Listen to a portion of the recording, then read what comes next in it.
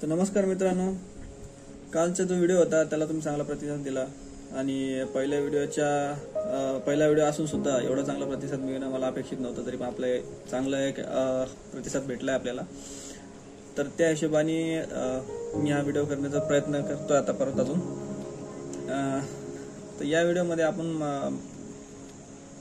Diet करणं म्हणजे काही फार वेगळी गोष्ट नाहीये की डाएट करणं म्हणजे आपण पूर्णपैकी आपलं घरचं जेवण सोडून देणं आणि बाहेरचं म्हणण्यापेक्षा आपण जे उकडून खाणं किंवा ओट्स खाणं किंवा बाकी अशा गोष्टी खाणं ज्या आपल्या दररोजच्या दैनंदिन याच्यामध्ये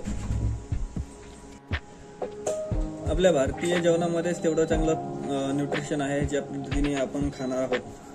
तर त्याच्यामध्ये पण आपल्याला प्रोटीन, कार्बोहायड्रेट, फॅट आणि फायबर चांगल्या प्रकारे भेटू शकतं.